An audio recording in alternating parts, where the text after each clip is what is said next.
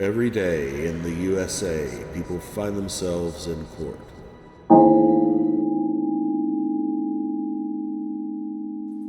Now we'll take up the final case on this docket. I believe it's the final one. Ethan Tyson, Mr. Patterson's has already been canceled, so that leaves us Ryan Ford. Is Ryan Ford here? Yes, On the ma'am. Okay, you'll need to take off Oh, your cap, please, for court. yes, ma'am. On the record in BU 2025 CR 405, State of Kansas versus Ryan Austin Ford. Before we go any further, Michaela Cox, can you unmute? Yeah, I can. All right, I don't know why you're here. I don't show you on the docket. Do you think you have a case on the docket, or have you been No, I'm supposed to be the victim for the case. the victim for what case? The Ryan Austin Ford versus the state of Kansas. They subpoenaed me. I don't have a case where Ryan Ford is suing the state of Kansas. I have a case, state of Kansas versus Ryan Ford, Yeah. alleging that he committed criminal restraint and domestic battery. Are you subpoenaed as his witness in this case? No, the state's witness. All right. What I would ask Ms. Cox is if you would please try to find a nice quiet spot and sit comfortably waiting until you're called. You've done a lot of moving around and that's okay. You may be nervous, I don't know, but it gets when you're all on the screen, if one person starts doing a lot of moving, it's kind of distracting. So if you just kind of be mindful of that, I'd appreciate it. All right. As I said, we're set for bench trial and count one, criminal restraint, and count two, domestic battery, knowingly, rudely having physical contact with a family member or dating relationship dating back both charges to September 3rd of 2025. And Mr. Ford, are you choosing to represent yourself or are you going to have an attorney? No, I'm representing myself. All right. And you know you can have an attorney? Yeah, no, I've spoken with counsel, but I've chosen not to uh, pay them for this. But All right. they, Well, I just wanted you to know that you're looking at an A misdemeanor and a B misdemeanor, one punishable by up to 6 months in jail, the other a year in the county jail, although probation is an option. And that because of that, you can hire any attorney of your choice. If you cannot afford to hire an attorney, one could be appointed. And you would have been told this when you appeared here numerous times before, it looks like. Looks like your first appearance was September 5th. 2025, actually, that you were found not to qualify for court appointed at that time, and you were going to retain an attorney. And then the matter was set over to November 17th. You told me then you were hiring attorney John McConnell. So at your request, we set the case over again to February 2nd.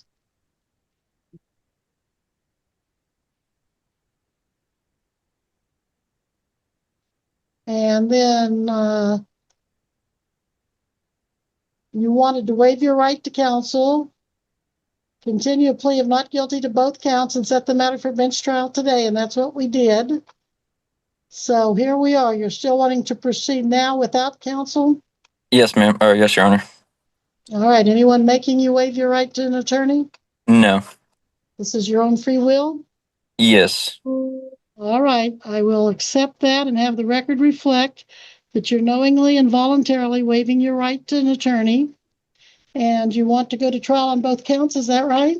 yes, All right. Mr. Regier, you ready? Your Honor, there are a couple last minute pieces of business to address if the court will permit me. Certainly. Your Honor, the state's information is that within the last 24 hours, approximately an amended information was filed with the court in this matter. The state does acknowledge is a certain degree of notice requirement that accompanies these types of matters. So per my duty of candor as officer of the court, I am advising of the court as to that particular issue and will defer to the court as to how it wishes to proceed. I see that amended information filed by Amber R. Norris of the County Attorney's Office. Count one alleging September 3rd, 2025, the defendant unlawfully, knowingly, and without legal authority restrained another person, to wit, Mahala Cox, so as to interfere substantially with such person's liberty in violation of KSA 21-5411, criminal restraint, Class A person misdemeanor with a domestic violence tag. Count two, alleging on that same date that the defendant did knowingly cause physical contact with another person in a rude, angry, or insulting manner, to wit, Mahala Cox, a person with whom the offender is involved or has been involved in a dating relationship or a family or household member domestic battery. But are those not the same charges she had initially, or he had initially? Your Honor, the information in this matter does appear to charge criminal restraint, a Class A person misdemeanor, and domestic battery, a Class B person misdemeanor. The amended information does appear to charge the same charges. However, count one does appear to, of the amended information, does appear to now include a domestic violence indicator. Okay, just the DV tag. Okay. Have you given a copy of this amended information to the defendant? Your Honor, as the court previously observed, the amended information was filed by my colleague, Ms. Norris. I am not in a position to respond to the court's inquiry, as I have no personal knowledge as to that. All right. Mr. Ford, did you know that they put it what they call a domestic violence tag or indicator, as counsel called it? They're just it's the same charge, other than they're saying that Ms. Cox was a dating or family member in count one, as they've alleged already in count two. I wasn't aware, but now I am. Is there anything about that change that's going to make your case unfairly difficult or surprising you in any way that you wouldn't be prepared for? I mean, new information is surprising, but Is it going to throw off your defense or cause you? No. Okay. Do you object to proceeding with it in this fashion? Do you have a legal objection to it? Okay. No. Are you ready and wanting to go ahead with trial at this time, sir? Yes, Your Honor. And you don't want any more time to consult with an attorney, is that right? That is right. All right, Mr. Regier, are you ready to proceed? And as a last minute piece of business, Your Honor, in an attempt to resolve this matter short of trial, the state is prepared in exchange for a plea to count one to dismiss count two, as well as recommend probation in this matter subject to other conditions. In the event, however, this does proceed to trial, the state is prepared to proceed on both counts. All right, he just made you a last minute plea offer, Mr.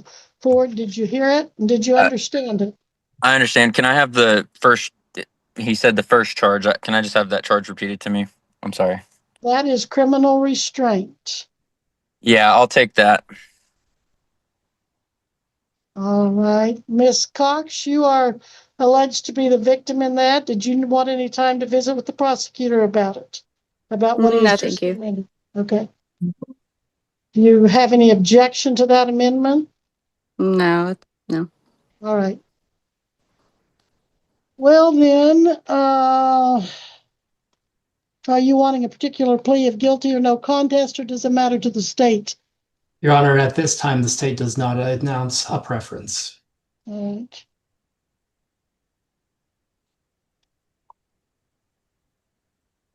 All right. So to take advantage of that plea agreement, you can plead guilty, admitting criminal restraint. You can plead no contest, not admitting you did it, but not denying it either. Yeah, oh, sorry. I would remind you, count one reads that on or about the 3rd day of September 2025 in Butler County, Kansas, Ryan Austin Ford did then and there unlawfully, knowingly, and without legal authority restrain another person, to wit, Mahala Cox, so as to interfere substantially with such person's liberty. And then they've added the domestic violence tag, alleging that she you and she are in a dating relationship or a family or a household member, or you have been. Now, you want to plead how to that amended charge? I'm sorry, Your Honor. So I was under the impression that this first charge is the restraint and the second charge carries the tag. No, the second charge is domestic battery. It's an element of the charge. Mm, But he's adding the tag to count one. yeah. No, that's my Now, fault for misunderstanding. now, I now I let- mean, but he's I saying, really object to the domestic violence tag. I mean, all and this right, is just that's just me. I know the events of the day as well as my wife, common law. Uh, I mean, it's a unnecessary hurdle for this. I mean, this is a first and never again situation. We've had our issues, well, but yes, you're starting to make incriminating statements, or imply them I'm at least. I am not intending on making any incriminating statements. I just Well, you kind of did, but okay. So, are you accepting his plea offer and going to plead no contest to count one with the DV tag, or are you going to go to trial on both count one and two? yeah. Let's just take it to trial. All right, Mr. Regier, I take it the plea agreement is off? It is, Your Honor, and the state would waive opening statements at this time. Opening statements, Mr. Ford? I've started to say what I was saying. An That opening statement is not an argument. An opening statement is what you think the evidence will show. So yes. avoid argument if you can, and just tell me what you think the evidence is going to show. If you want, or you can waive it like the state's doing. Yeah. All I'll say is that I'm under the impression that there is no physical evidence of bodily harm. Um, Again, people yell, uh, and Okay. so yeah, that's all I have to say. All right. Well, listen again, please, carefully to the charge. On or about, this is what he has to prove, on or about the third day of September 2025 in Butler County, Kansas, Ryan Austin Ford did then and there unlawfully, knowingly, and without legal authority restrain another person. And then in count two says he did knowingly cause physical contact with another person in a rude, angry, insulting manner. To wit, Mahala Cox. It does not say you caused bodily harm. It just says that you had physical contact done in a rude, insulting, or angry manner. That's what you want to go to trial on, right? Yes, ma'am. Yes, Your Honor. All right. And you, okay. Mr. Regier, please proceed. Very good, Your Honor. The state would call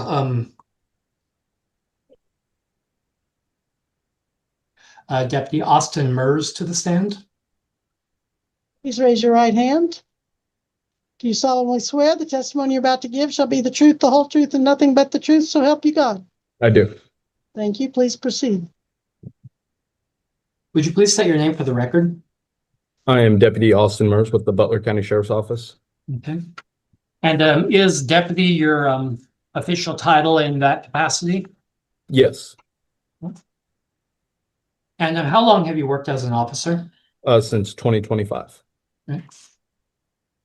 Were you on active duty in your professional capacity on September 3rd, 2025 at approximately 10:28 a.m.? I was. And where were you at that time? At the time, I was in Augusta, Kansas, and I was dispatched to a verbal disturbance out in the county. And where were you dispatched to regarding this verbal disturbance? Where was I? Where were you dispatched to? Oh, it was what was the address? I have it written here. Your Honor, 13 may the witness refer to his notes for purposes of recollection? Yes. I was dispatched to 13776 Southwest 134th Street in Okay. Kansas. Okay. Do you know who this report of a verbal disturbance was reported by? Yes. And who was it in fact reported by? It was Sarah Larson. Okay. Do you see this individual present in the Zoom conference? Yes, Okay. Did you successfully arrive at this particular location? I did. Okay. And for the record again, what was the address that you were dispatched to? 13776 Southwest 134th Street. And is that part of any cities in Butler County? It is out in the county. It's not in a city now. Okay. But is it still in Butler County? Yes, Okay. When you arrived at the scene, did you make contact with any individuals? I did. And who were these individuals? The only one I spoke to was Ryan Ford. I briefly spoke with Mahala Cox, Okay. but it was very brief. Did you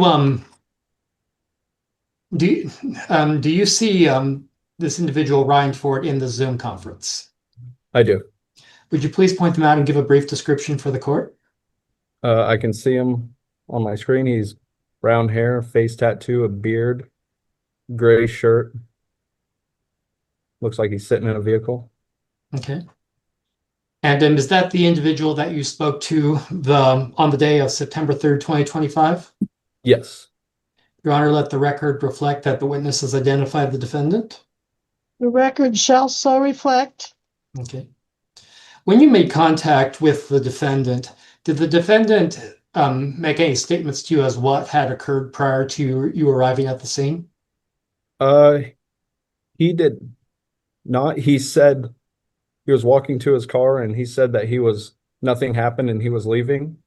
And he said that there was just an argument and nothing else happened. Okay. To the best of your knowledge, did this argument involve any kind of yelling? Yes. He said that they were. Yep. Okay.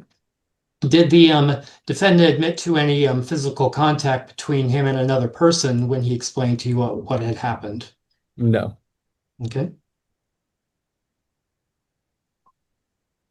Did the defendant say who this other argument was with? Yes. Who was this argument with? He stated it was with his fiancee, Mahala Cox. Okay. Excuse me just a moment. Mr. Ford, what are you doing? Sorry, I'm going to grab my water bottle in the house. And I'm going back to To where? my. Everyone remember, you are in court. Yeah, I know. I should have been prepared. I left my water in the house. All right. But we'll give you a minute to get it. Okay. Sitting back down now.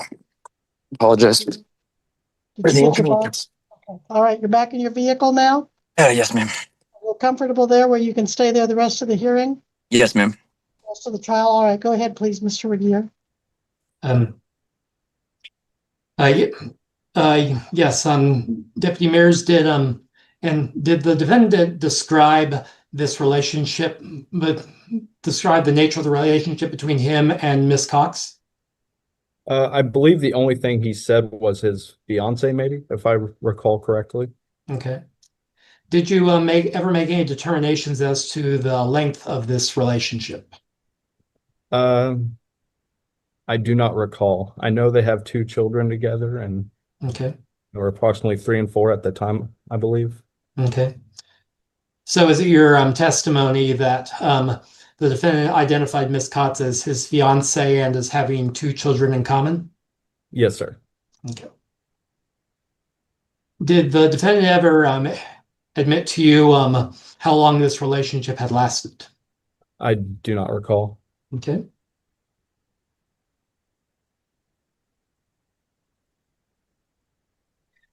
When you arrived at the scene, were you the sole investigating law enforcement officer? No, there was multiple of us. Okay. Do you recall who these other officers might have been? Yeah, it was Deputy Bogle and Deputy Ealer, Okay. along with Deputy Grimes, who was my FTO at the time as I was in training. Okay. To the best of your knowledge, did any of these other law enforcement officers speak with Miss Cox? Yes. And do you know what the substance was of that conversation? I do not know for sure, but they stated that there was a physical disturbance that, or not, yeah, physical disturbance that did occur, slightly brief. Okay. And what was the nature of this physical disturbance, if you know? I believe he grabbed her necklace and ripped it off of her, if I recall correctly, Okay.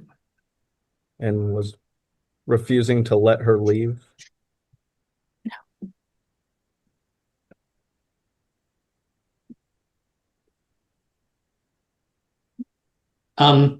What happened after you received this information? I then detained Mr. Ford and searched him and placed him in my patrol car. Okay. When you say placed him in your patrol car, did you conduct a lawful arrest of some kind? A lawful arrest? Yes. Yes. Okay. And did you arrest the defendant for any charges in particular? Yes. And what were these charges? Criminal restraint and DV battery. Okay. Barring any redirect, no further questions, Your Honor. Mr. Ford, as you're representing yourself, you may cross-examine this witness if you wish to. Not at this time, Your Honor. Okay. Mr. Aguirre, any other witnesses? Yes, Your Honor. Please call your name. The state would call Deputy Bogle to the stand.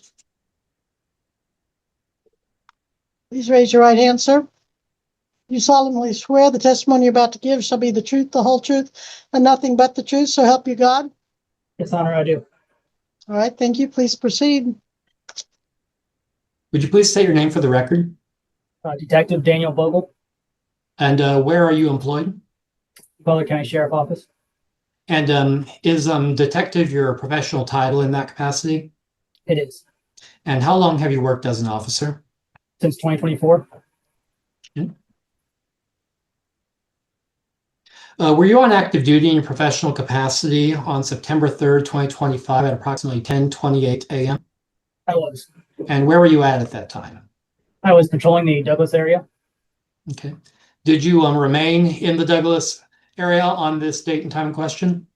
I did not. I responded to residents in question. Okay. And again, this residence is, to the best of your knowledge, was it located in Butler County?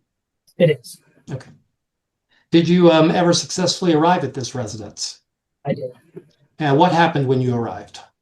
Arrived at the address, and I first made contact with Mahala Cox at the front door of the residence. Okay. And do you see Ms. Cox in this Zoom conference? Yes, I do.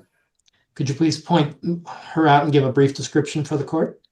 Yeah, she's identified as Mahala Cox. I believe she's sitting on the front porch of a resident, a white residence. Looks like she has something hanging behind her. Looks like she's wearing a purple shirt, long brunette hair. Your Honor, let the record reflect that the witness has identified the victim. Well, the court would see that shirt as a little more white or lavender, and that looks like a wind chime behind her, but I believe he has identified the alleged victim, and so the record shall so reflect. Thank you, Your Honor. Deputy Bogle, when you spoke to Ms. Cox, did she describe the relationship between her and the defendant? She did. She told me that they were in a relationship, and she described that they also were living together and had children together. Okay. So is it your testimony that when you questioned the victim, she advised you that she and the defendant had children in common and were residing in the same residence? That's correct. Okay.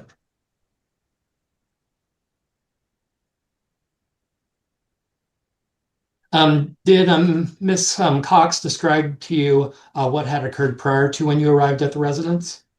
Yes, she did. What did she describe? She told me that there was a, verbal disagreement that happened that day in regards to finances and an eviction that they were facing that she was stressed out about with it being within 11 days of occurring the eviction. Through that argument, things escalated. It was verbal, and at one point, Mr. Ford had grabbed her. Did she describe where the defendant grabbed her? Yes, she stated on her arm. I did notice marks on her neck though. Okay. Did Ms. Cox describe to you whether or not this grabbing occurred in the context of the argument? It was. She stated that he was trying to leave with the children. She was holding one of the children in her right arm. She went back to the bedroom of the residence where he followed her and was trying to remove the child from her arms, and that's when he grabbed her. Okay. Did Ms. Cox describe to you what was the purpose of this grabbing of her arm? That Mr. Ford was trying to leave and wanted to take the children with her. She stated that she did not want him to take the children with her due to fear of him not driving safely in his anger and not taking care of the children. Okay. Excuse me, Deputy, when you say with her, did you mean with him? With him, yeah. I'm sorry. Mr. Ford wanted to leave the residence and take the children with him, and she did not want that. All right, I just wanted to clarify. Thank you. I apologize, Your Honor. No problem. Okay.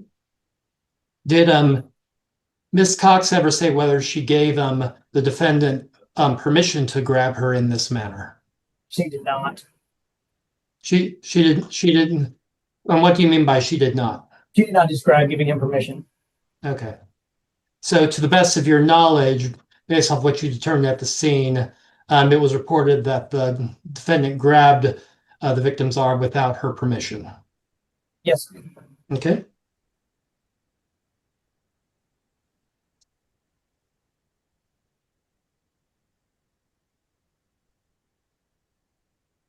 Now, you had previously testified that you observed certain marks on the person of Ms. Cox. Could you please describe those marks again for the court? Yes, sir. So I identified on the right side of her neck what appeared to be a bruise consistent with what I believe to be a thumbprint. Okay.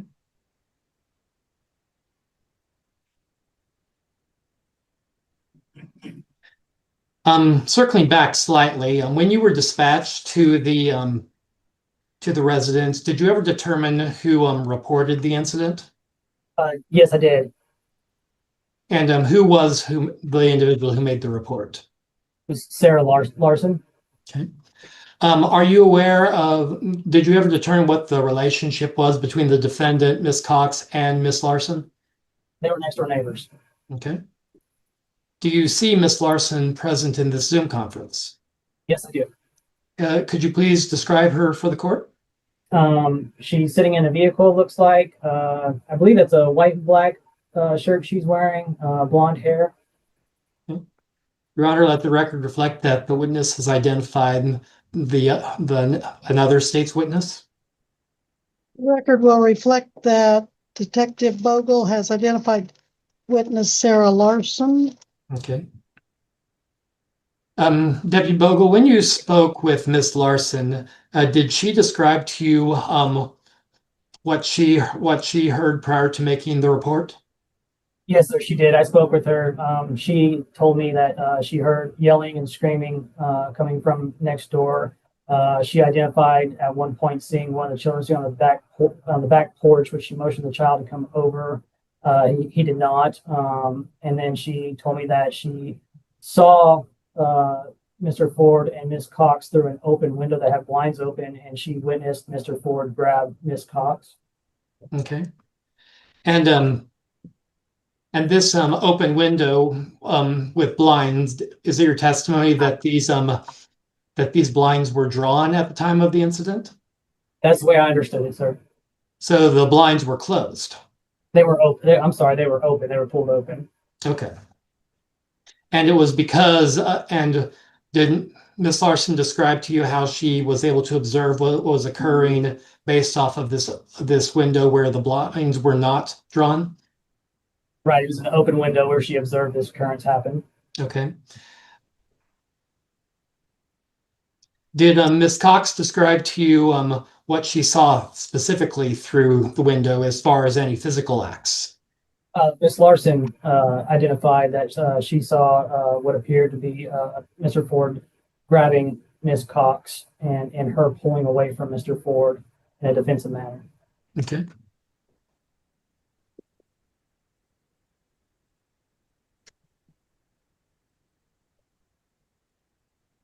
Did after Ms. Larson described the defendant's grabbing of the victim, did she describe whether or not the defendant allowed the victim to leave? She described at one point she observed Mr. Ford taking Miss Cox's cell phone and throwing it into the yard, preventing her from using her cell phone. Okay. Barney, redirect. No further questions, Your Honor. Any questions, sir, from defense, Mr. Ford? Not at this time. All right, you say not at this time. There may not be another time unless they're your witnesses. All right, next witness, Mr. Regier, if any. Yes, Your Honor. The state would call Deputy Rachel Erler to the stand. Please raise your right hand. Do you solemnly swear the testimony you're about to give shall be the truth, the whole truth, and nothing but the truth, so help you God? Yes, ma'am. All right, thank you. Please proceed. Would you please state your name for the record? I am Officer Rachel Ehler. Okay. And where are you employed? I work for the Butler County Community College Police Campus. Okay. And were you employed in that capacity on September 3rd, 2025? No, sir. I was a deputy with the Butler County Sheriff's Office. Okay. So on September 3rd, 2025, did you receive report of any alleged disturbances? We received a report regarding hearing a verbal disturbance. Okay. And do you know who made the report? It would be Sarah Larson, the neighbor. Okay. The neighbor of, and how did you determine that Miss Larson was a quote neighbor, to use your words? She had advised to our dispatch that she was the neighbor to the east, and she could hear screaming, throwing of items. Okay. And what happened after you received this report? I responded to the area. The original address was 13738 Southwest 134th Street and outside of Rose Hill. Okay. And is that in Butler County? Yes. Okay. When you arrived at this location, did you happen to speak with any on-site individuals who are not law enforcement? I went over to where Detective Bogle was at the time with Mahala Cox. Okay. And did you speak to Miss Cox yourself? I did. While speaking to her, she was visibly upset, bloodshot eyes, and tears obviously running down her face.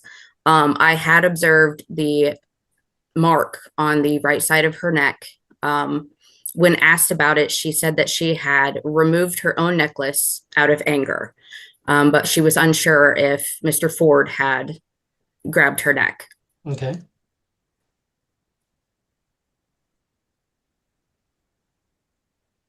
Did Ms. Cox describe to you what occurred inside the residence in any detail? She had stated that they were going through an eviction. All the windows were open at that time and the blinds were all open. I'm assuming that's how the neighbor heard what was going on. She stated that she just wanted to leave and he would not allow her to leave. Okay. And can you elaborate on what your impression was based off of the reports that the defendant would not allow Ms. Cox to leave? After speaking with Ms. Larson, apparently there had been arguments previous that she could hear from her own home. I am unsure of what these arguments may have been about, other than the fact that Miss Cox stated she just wanted to take her children and leave. Okay.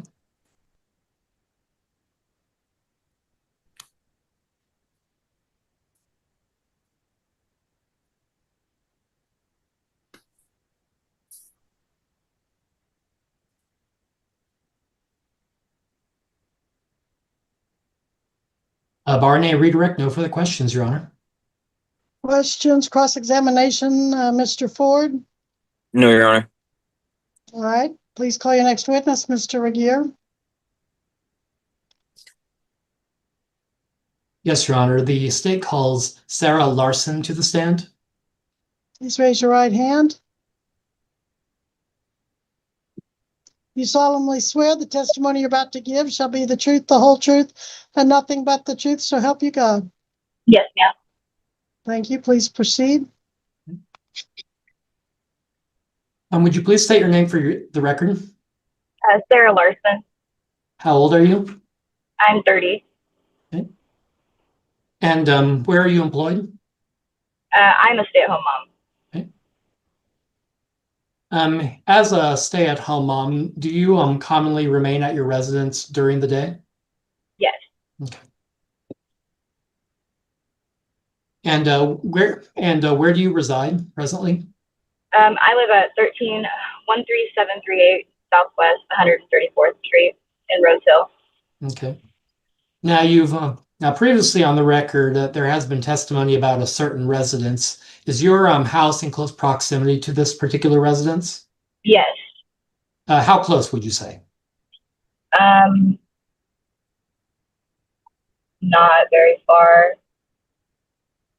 Maybe 1,000 feet. Maybe I'm not good on the feet wise. Okay. But I mean, I could throw a ball from my front porch to the back porch. Okay. Fairly easily. Are you familiar with the occupants of this residence? Yes. And who are the occupants of this residence? They don't live there currently, but Mahala Cox and Ryan Ford. Okay. So is it your testimony that these two individuals resided in this residence on September 3rd, 2025? Yes. Okay. Do you see those two individuals present in the Zoom conference? I do. Would you please point them out and give a brief description for the court? It looks like Ryan has a white t-shirt on and a vehicle that's maybe got red interior. And Mahala is sitting on a back porch with a wind chime behind her and her hair pulled half back. Okay. Prior to the events of September 3rd, 2025, how would you describe the relationship between the defendant and Ms. Cox as you were aware of? I mean, they were going through a really, really rough time. They had just gotten an eviction notice not very long before the day that happened.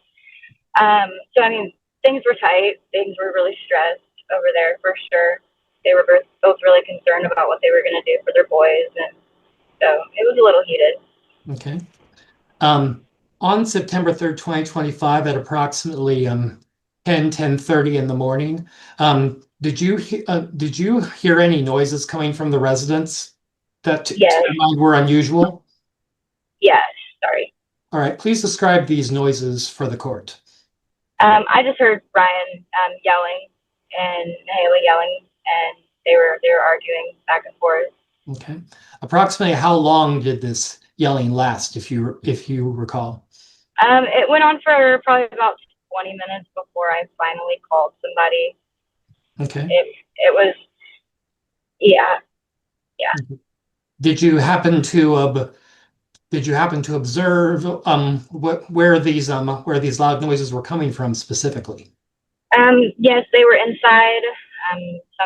Some of it was happening in their living room. Some of it was happening in one of the bedrooms. I had only been in their house one time before, and it was only ever in the living room, so I was not very familiar with the inside of the home.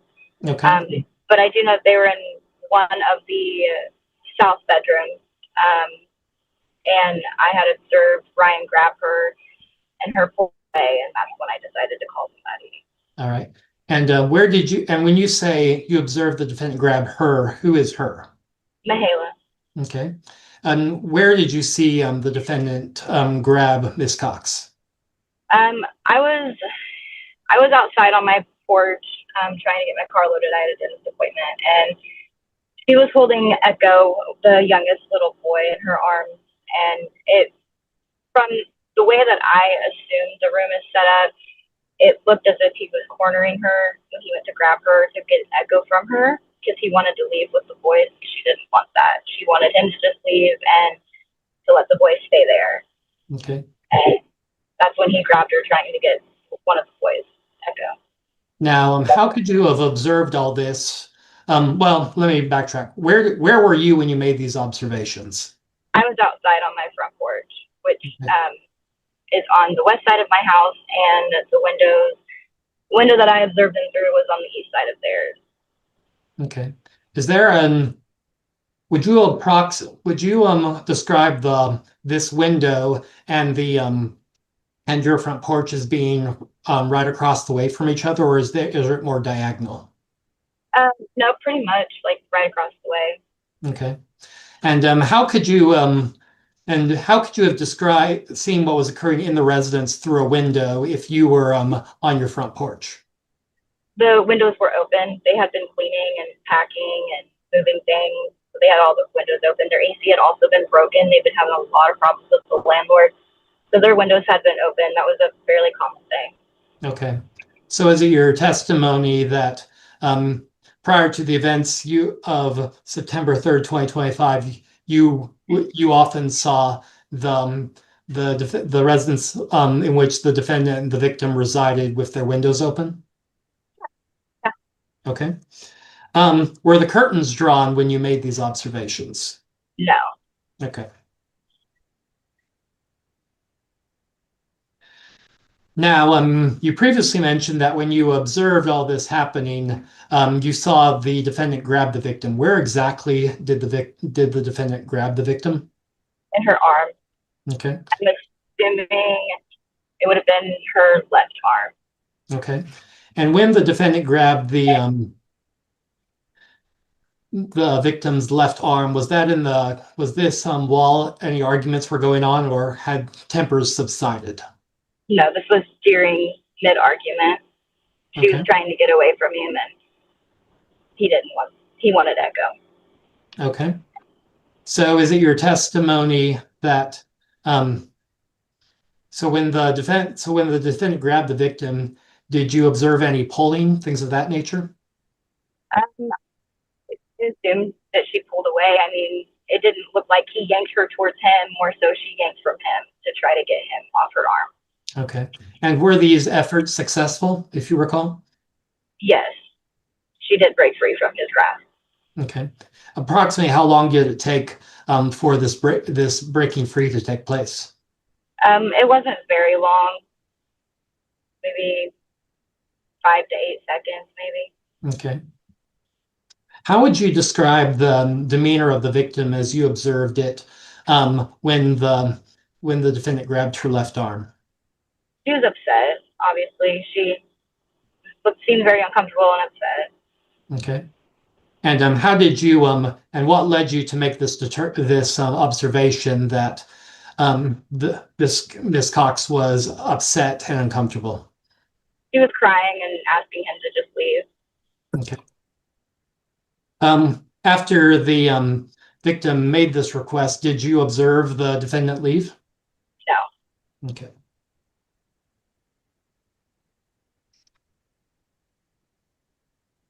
And was it before or after you made these observations that you made the report? It was during, I believe, after I seen her get grabbed, I called, and then they continued to argue while I was on the phone. Okay. I believe, I even think the 911 caller could hear the yelling because it was so loud. Okay. And where were you when you made this call? In my driveway at that point. Okay. By my car. I was getting my car ready for my appointment. And when you were standing in the driveway next to your car, did you continue to hear the yelling that you had previously referred to? Yes. Okay. Do you recall who you called specifically to make this report? I'm sorry, Do you recall who you telephoned specifically to make this report? 911. Okay. After you made this report, did you have any occasion to speak with law enforcement personnel? Yes. And whom did you speak to? I spoke to a gentleman and a woman. I believe they're both here. Okay. And can you please identify who you spoke to? Rachel Ealer, I believe, is how you say her last name, and Dee Bogle. Okay. And where did this conversation with deputies Bogle and Erler take place? On my front porch. Okay. So is it your testimony that you spoke to these officers at the scene, for lack of a better term? Yes, sir. Okay. When did this conversation take place? After they arrived. Okay. Approximately how much time would you estimate had passed between when you made the initial report and when you had this conversation with deputies Bogle and Erler? Maybe about 15 minutes. Okay. Maybe.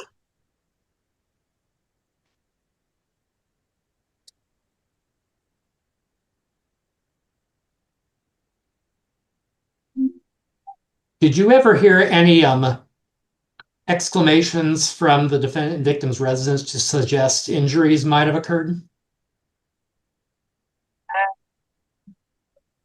Can you ask that a different way? Yes. Your Honor, if I may? Please. When you heard the voices coming from the residence, did you hear any exclamations to suggest that someone had been injured or hurt in some way? Yeah, so when Ryan grabbed Mahala before I called, whenever she yanked back, she had said, ow, and I called you guys. And then there were a couple of times when the boys would get up, like, there was maybe a time or I know for sure one time when I heard the boys get upset and say, you were hurting mommy, daddy, but other than that, those are the only two things. Okay. And these various statements, either from the children inside the residence or from Ms. Cox themselves, did that occur on the date and time in question? Yes, sir. Hmm.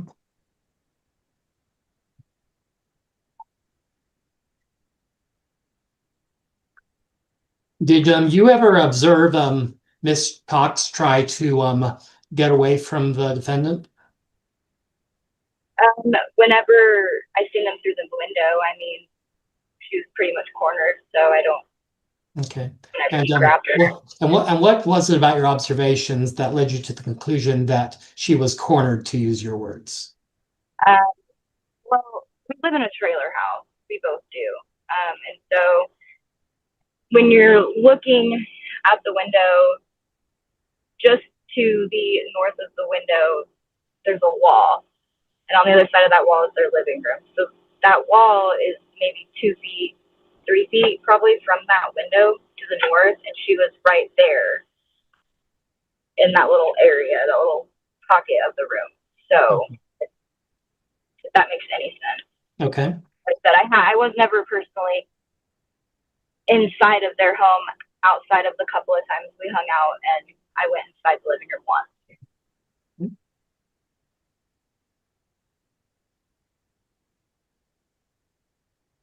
Barring and a redirect, no further questions, Your Honor. Thank you. Any questions of this witness, Mr. Ford? No, Your Honor. All right, thank you. Mr. Regier, you may call your next witness. One moment, Your Honor.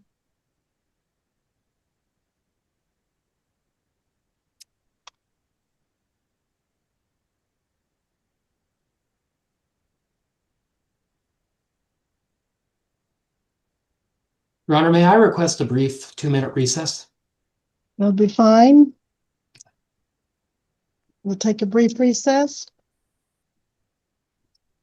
All right, we are back on the record in 25 CR 405, State of Kansas versus Ryan Austin Ford. Mr. Regier? Yes, Your Honor. The state now calls Mahala Cox to the stand. Ms. Cox, please raise your right hand. Sorry, that was my left. Do you solemnly swear the testimony you're about to give shall be the truth, the whole truth, and nothing but the truth? So help you God. I do. All right, thank you. You may lower your hand, and Mr. Regier, you may proceed. Thank you, Your Honor. Would you please state the name for the record? Michaela Cox, How old are you? 28. Okay. And are you familiar with an individual by the name of Ryan Austin Ford? Yes. How long have you known this individual? We've been together 10 years. Okay. And when you say together, what do you mean exactly? Like in a exclusive relationship. Okay. Have you ever had the occasion to cohabitate with this individual? Yeah, we've lived together for 10 years. Okay. Do you see Mr. Ford present in the Zoom conference? Yes. Could you please point him out and give a brief description for the court? Dark eyebrows, brown hair, red background. Could you please describe to the court what he's wearing, if anything? Yeah. It looks like a white shirt. Your Honor, let the record reflect that the victim has identified the defendant. Sorry. Record shall so reflect. Were you living with the defendant as of September 3rd, 2025? Yes. And where were you living at the time specifically? In Rose Hill off 134th Street. Okay. To the best of your knowledge, was this residence located in Butler County? Yes.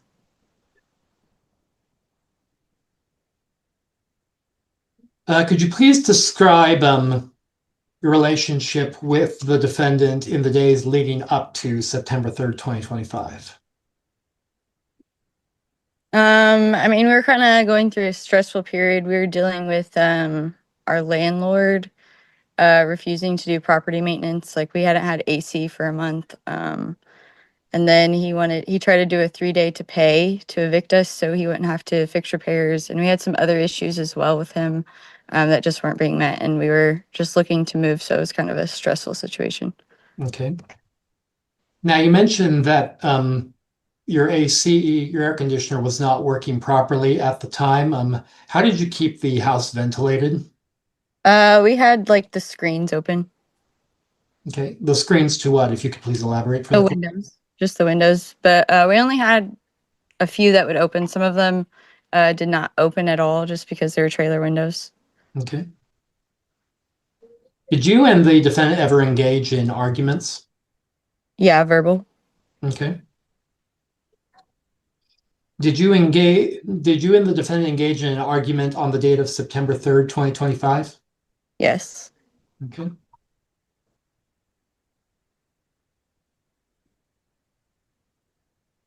How would you describe the defendant's demeanor during this argument? We were both pretty emotional and I think just stressed and hot, and there's just a lot going on. I think we were both just a lot of stress, a lot of anxiety, a lot of fear for the future, I guess. Okay. During this argument, did the defendant ever engage in physical acts involving your possessions? He took my phone and threw it outside, but other than that, no. Okay. But he went and retrieved it for me. Okay. During this argument, were you in close proximity to any children that you might have in common with the defendant? Yeah, we have 2 children together. Okay.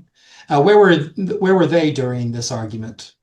They were in our bedroom for a little while, and then after things kind of got settled down a little bit more, we were just kind of yelling. I picked up my youngest.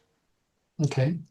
And when you say pick up your youngest, what do you mean exactly? Like I was holding him on my arms, on my hip. Okay. Were you holding this child in your arms while the argument was ongoing? Not while the argument. Well, I guess I'm not sure. I don't remember. Okay. I just remember picking him up, and then I'm not really kind of sure the order of events on that. Okay. Your Honor, the state would request leave of the court to share my screen. However, the state doesn't intend to introduce as an exhibit a document that has certain personal identifiable information. So I'm not sure if the court wishes to go off mic and off camera, given the nature of this proceeding. What type of document is this? It would be a voluntary statement form, Your Honor. And what kind of information does it have, like date of birth, address, that sort of thing? That would appear accurate, Your Honor. Is this something that you can strike out?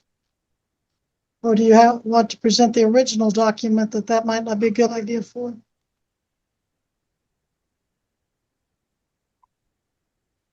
With the court's leave, the state could potentially zoom in and only show the relevant section, but if the court wishes to proceed in another fashion, the state is prepared to do so. We can do, as you said, show the, if you can avoid the personal information, but show the relevant, that would be preferred. Okay. And Clerk Michelle, are you running the Zoom today?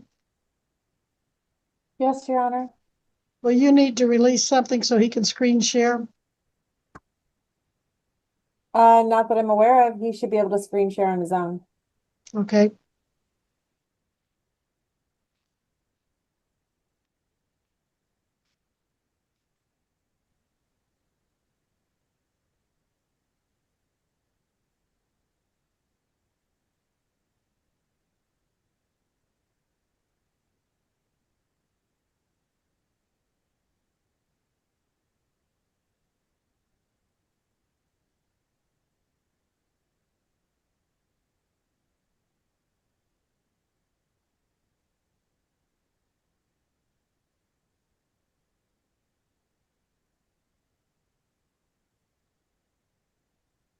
Ms. Cox, do you see the document on the screen? Yeah, I could see it. Do you recognize this document? From Based off of what you can see. I mean, I would say a lot of my memories, like after the police got there, were pretty spotty. Okay. I told them I was having trouble like fully remembering what had happened because my adrenaline was so high during the time. Okay. Do you recognize the handwriting on the document? Yeah. Whose handwriting is that? That's mine. Okay. Do you recall writing this statement? Do I recall it? No. Okay. But is it your testimony that is your handwriting? Yeah, that is my handwriting. Your Honor, at this time, the state would move to admit the voluntary statement as State's Exhibit 1. Any objections? Legal objections? Hearing none, State's Exhibit 1 is admitted. Ms. Cox, would you please read the handwritten statement in its entirety? It says argument started over mentioning our 11-day deadline to move. In addition to money with finances, Ryan began yelling and getting mad. He did flip the table. He took my phone and wouldn't let me have it. He threw it in the yard. During the argument, I also ripped off my necklace. And then during the argument, he kept trying to get my son like out of my arms. Okay. Your Honor, at this time, the state would move to stop sharing my screen. Granted. Yeah, plenty of room. Let's see that.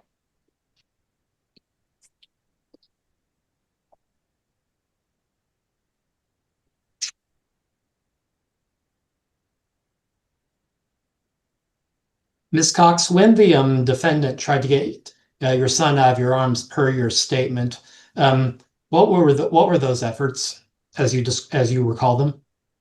It was more of him, like, so I'm holding my son, and it was more of him like reaching out to like have, like when you want a kid to pick you up, you put both your arms out. He was attempting to do that, but I just did not think that was a good idea to have him leave. I just felt like he was too emotional to be driving. Okay. And when you say emotional, did this all occur in the context of the argument of September 10th, September 3rd, 2025? Yes. Byron and redirect, no further questions, Your Honor. Mr. Ford, any questions? No, Your Honor. All right, any further evidence, Mr. Regier? Not from the state, Your Honor. Can I do like a clarification statement? Because I just felt like a lot of what happened kind of got jumbled up and is Well, you inaccurate. can Mr. Ford can ask you about that. Okay. Mr. Regier, is this R. Mitchell, Butler 911 a witness? No? Your Honor, that it is, the state did issue a subpoena for this individual, but at this time, the state does not intend to call him as a witness, although the state does reserve the right to call him for purposes of rebuttal if necessary. All right, so Ms. R. Mitchell, you're still required to be here then. You said the state does rest, Mr. Regier? Yes, Your Honor. All right, the state has presented all the evidence they intend to. Mr. Ford, do you have any evidence you want to present? I have no evidence. All right, anybody have any closing arguments? I was just gonna say. No, I don't mean you. Oh. I meant the parties. Okay. I It's have just something not I'd a like to say. physical thing. So. All right, do you want to be a witness then, Mr. Ford? Please raise your right hand. You solemnly swear the testimony you're about to give shall be the truth, the whole truth, and nothing but the truth, so help you God. Yes. All right, please proceed. Say your name and then your testimony. My name is Ryan A. Ford.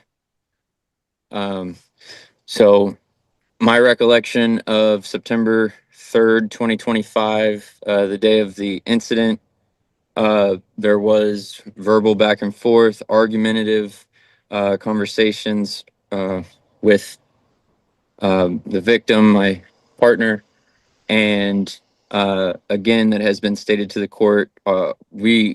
That time, very difficult to make any sense of what we were going to do, how it was going to move forward. I wanted to stay living in the house. The landlord had other other things, I suppose. We were served with a 3-day to pay eviction notice. So tempers were very hot. For the courts, for the purposes of this, I have a history of temperament, nothing physical, always verbal.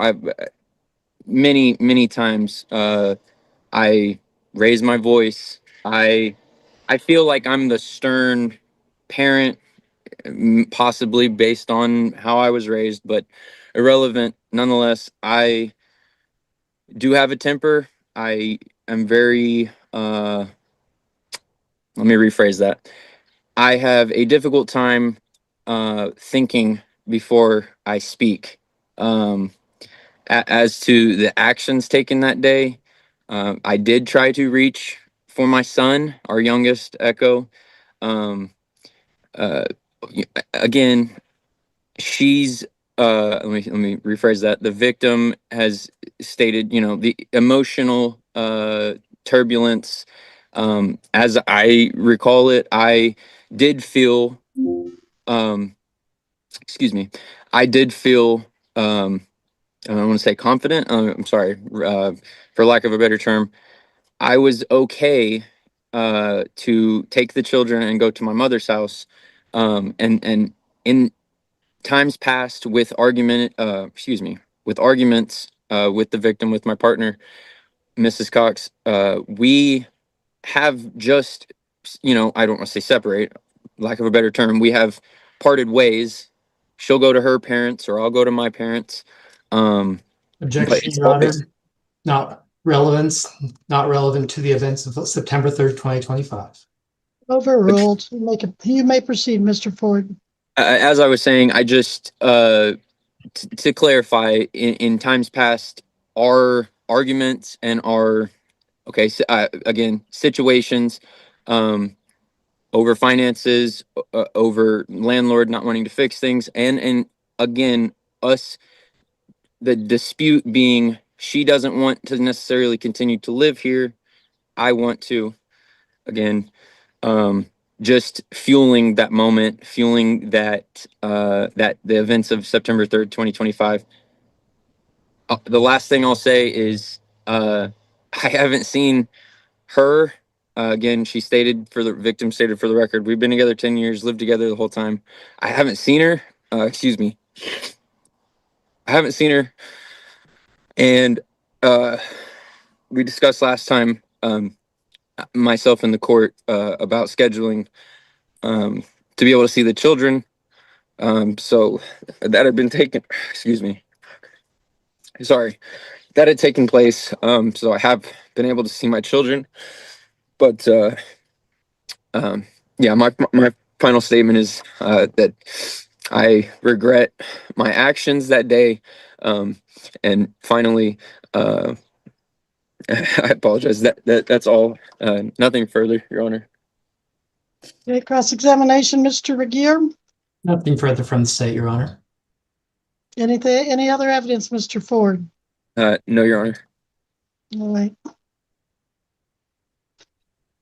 At this time, I do find that the defendant interfered substantially with Mahala Cox's liberty by not letting her leave. I wasn't trying to leave, Your Honor. Okay, Ryan was the one trying to I'm leave. talking now. Well, it's not true. At first, the witness's evidence was that she tried to leave. No, he was trying to take the kids and leave, and I did not want that. That's not true. I'm not going to just sit here and let you guys say something that's not true. That's not what happened. Okay, listen, I really would not like to find you in contempt of court, but if you keep interrupting, I may have to do that. Well, I apologize, but I'm just trying to be Then truthful. I stop don't feel like that's talking. accurate.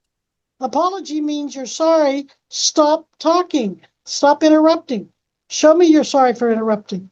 I would really not like to find you in contempt. At one point, she was trying to leave. He did not want her to leave. At another point, he was trying to leave with the children. Now that's what I took from the evidence. Sorry. All right, thank you. Now, please remain silent the rest of this hearing. Whether you like my ruling or not, I'm going to give it. Please don't interrupt. Now then, I find in count one, I find him guilty. In count two, I find that the defendant, did have rude, angry, or insulting physical contact, whether it be it's debated who ripped the necklace off of her and whether he tried to choke her or not. The officer did see what looked like maybe a thumbprint on her neck, if I remember that correctly. It's been a while now, but at one point she changed her story and said she jerked the necklace off. But that was in my original statement, Your Honor. Stop. Sorry, I'm really anxious, and I just can't be quiet when I'm anxious. I'm really sorry. All right, I'll tell you what we'll do. Michelle, would you mute her so she doesn't get herself into trouble here by interrupting? Well, maybe not. Okay. All right, I'll give you a chance to say something later if necessary. But trying to grab the child out of her hands, now, according to his testimony or her testimony, he was just putting his hands out for the child to come, but there was other testimony that he was trying to take the child. There was testimony that he grabbed her arm. So I find that he did make physical contact, not that he caused physical harm, not that she had to go to the hospital or that she had any cuts, but she did, it sound like, have some bruises. But I'm finding, according to the charges and the elements required, that the defendant did cause physical contact with Mahala Cox in a rude and angry or insulting manner. And I'm finding for both the domestic violence tag in count one and the domestic battery in count two, that they have been involved in a dating relationship. In fact, they said they've been living together as household members for about 10 years. They do have 2 children together to make them a family. So the defendant is found guilty as charged in count 1, criminal restraint, and count 2, domestic battery. We will proceed to sentencing at this time. Now, Miss Cox, if you want to say something about this case and about the sentence, this is a good time to do that. Well, I didn't really have anything towards sentencing. I just feel like a lot of the details are misconstrued and misplaced. So the story is not accurate, is what I'm trying to say. All right, anything else? I mean, I don't think the criminal restraint should be anything at all because I was never trying to leave the property. I was trying to prevent him from leaving, was the whole reason for the conflict of why I didn't want him to take my son. You did not want him to leave with your child. Yes, because After I you felt had he was talked to too him. emotionally heightened to drive with them. I did not want him to drive with them in the car when he was so upset. Because that's how I actually wrecked my first car, was I left somewhere very upset and I crashed my car. So I did not want that to happen. But I was never trying to leave the property. That was never the case. The argument was he wanted to stay at the house that we were living at. He wanted to stay living there and I did not. I wanted to move somewhere else, which was probably where a lot of that got misconstrued and turned around. Have the 2 of you been having contact, Miss Cox? No, ma'am. I've been staying in Wichita with my grandmother. You'd been ordered as a condition of his bond not to have contact, right? Yes, I'm aware of that. Are you intending to continue to have a relationship with him when allowed? If allowed, I would like to, yeah. I mean, that is my children's father. Regardless of whether that's a relationship we continue to have or just a healthy co-parent. Have you talked with him about reconciling? No, ma'am. We have no contact order. Okay. All right. Anything else you want to say before I move on to Mr. Regier for sentencing recommendations? No, ma'am. All right. Mr. Regier, recommendations, if any, for sentencing? Yes, Your Honor. In this matter, the state is not recommending that the court impose fines with respect to count 1 or count 2. The state is recommending maximum underlying sentences for both counts 1 and 2, 12 months and 6 months respectively. The state is not opposed to concurrent sentencing in this matter for a controlling sentence of 12 months. The state is recommending a year of reporting probation subject to all standard conditions, including the appropriate supervision fee. The state is further recommending all appropriate court costs be assessed to the defense and any other costs of this action the court may deem appropriate. The state would further be recommending a $100 domestic violence fund fee, that the defendant be ordered to complete a domestic violence offender assessment and comply with all recommendations, not consume drugs or alcohol, and have no contact or cohabitation with the victim until the domestic violence offender assessment has been completed, and any other orders of the court may deem appropriate. All right, Mr. Ford, you're representing yourself. Is there anything you want to recommend or say about your sentence before I determine it? All I'll say is that I've been working since October of 2025, saving money, trying to find a home, staying with my mother at the moment, and the added burden of reporting probation all the way to Butler County, and again the DV tag, not being able to see my children or my partner until that's concluded. I disagree with the state's sentencing guidelines, sentencing options, or however. All right, thank you. All right, it is not unusual, as anyone who's worked any time at all with domestic violence will tell you, for the victim at any point but especially if arrest or conviction is looming, to recant, that is, take back their story. And I understand that that happened not only between the time the 911 call was made and the time the officers were interviewing the subjects, between the time of the initial reports and by the time the handwritten report had been written, that the story had changed. But based on the evidence, the defendant was convicted of both counts 1 and 2. And at this time, on count 1, I am going to order, following the state's recommendations, that the defendant be given 1 year in the county jail, suspended. And I'm recommending, taking the state's recommendation and making it the order in count 2, 6 months suspended jail sentence. These two will run concurrent, so that means that for every day you serve for one, you'll serve for the other. If you have to serve a year, then that will cover the 6 months. They won't be consecutive where you serve 12 months and then follow up with another 6. They're going to run together. But you will not have to serve them at all, Mr. Ford. Can you bring your screen back? Okay. You will not have to serve the jail at all if you successfully complete a 1-year reporting probation. Now, what county are you living in? Cedric. All right.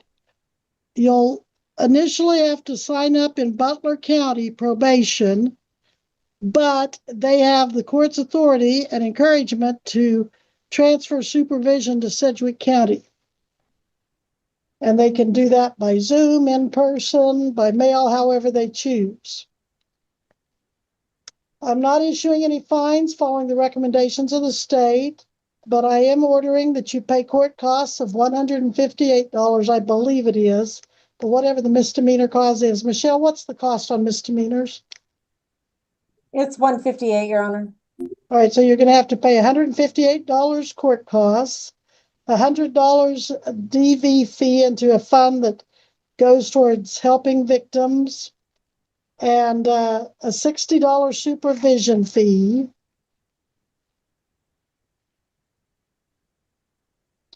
I think that comes to about $318. How much time would you need to pay that, sir? I'll get with the clerk after and pay. You'll pay today? Yes, ma'am. Yes, Your Honor. All right. Are you in El Dorado now? I'm in Hayesville, Kansas, Sedgwick County. I don't think you're going to be able to pay today, but you can talk to them, see if you can. But in any event, I'm going to order that you pay within 30 days. The probation is going to require you to follow all standard conditions, and they'll talk to you about that. Call probation as soon as we're done today. Can you take down their number? Yes, let me grab a pen. Okay. I'm ready. It's 316-322-4153. Call them and tell them you're signing up for probation, and let them know that we're planning supervision transfer to Sedgwick County. Call them as soon as this hearing is over. I am ordering that you complete a domestic violence offender assessment and comply with the recommendations. Now, if you don't do that evaluation, if I don't order that, Mr. Ford, I have to order that you do 48 hours minimum actually in the jail before you start your probation, and I have to issue a fine. It's a pretty significant fine. I can't remember off the top of my head what it is, Mr. Regier. Do you? One moment, Your Honor. But there is a mandatory fine and jail time if you don't do the evaluation. And Your Honor, I will be able to advise the court as to that in very short proximity. All right. No contact with Miss Cox until you have gotten your evaluation, and follow that evaluation. At some point, if you're both doing therapy and your therapists think you're ready for joint therapy, you can do that. But because this is a domestic violence case, and from what I understood, it's not the first time there's been trouble. we need to be cautious so that no one else, that this doesn't escalate and get anyone else hurt severely, especially the children. The children watching this, of course, will grow up most likely to express their anger and frustration and fear the same way Daddy did to Mommy. All right. Yeah, And Your Honor- 14. Go ahead, Your Mr. Honor- McGee. And Your Honor, in response to the court's earlier inquiry, KSA 2154-14 subsection C1A does appear to refer to a fine not less than $200, no more than $500 in lieu of the domestic violence offender assessment. Well, I think, Mr. Ford, that your money would be better spent on this evaluation so you know how to better handle the marital stress and problems than just having you go to jail for 48 hours and pay that big fine. So that's why I'm ordering the way I am. You can appeal this decision for up to 14 days with the Kansas Court of Appeals. But if you don't know how to do that, you would have to hire an attorney. And I will set an appeal bond of $318. If you appeal, you'll need to pay that bond. And that'll be required a cash bond. Anything else, Mr. Regier? Beyond thanking the state's witnesses for honoring their subpoenas today, the state has nothing further. All right. Thank you all for being here. And I know it was not pleasant, especially for the civilian witnesses, but thank you for doing your parts. And Mr. Ford, do you have any questions of me before I let you go to call your probation officer? No, Your Honor. Now, if you violate your probation at any time between now and a year, it can be revoked and you can be ordered to serve up to a year in the county jail. So keep that in mind. Yes, Your Honor. Ms. Cox, keep that in mind. If you go after him and try to get him to have conversation or come over and hang out, you could end up causing him to go serve a year in the county jail. Okay. And then, so the no contact order, that'll change after he gets his evaluation. Well, it may not. Depends on what his problems, what they determine his needs are. Okay. Okay. Can All we right. can we have contact just solely just through discussing our kids, or is that something we need to go through a third party? Let's do that. What have you been I have doing? a 6-year-old and a 4-year-old. I understand that, but what have you been doing? You've been allowed to transfer them so that they can go stay with him? Hasn't it been supervised? Let me check my notes. Your Honor, the state's information is that at the February 2nd, 2026 hearing with Judge Hutchinson providing, the court did continue the previous bond subject to all prior conditions and that the defendant may have contact through a third party concerning the children in common. All right, I will follow Judge Hutchison's order in that regard. And if you'll journalize that, please, Mr. Regier. All right. You folks can work through this, but if you don't work through it the way the court is ordering, it'll only get worse. If you follow the court's orders, you can maybe get this worked out and things will be better for the whole family, which is what I hope. Okay. All right. Nothing further from anyone. We are in recess. You all are excused from this hearing. Thank you. You may go. In Butler County, the AC was fried, so neighbor Sarah saw it all outside. Through an open window, a domestic fray. It got so bad, the police came out to play. Mihaela says it's all misconstrued. He wasn't hurting me, he was just in a bad mood.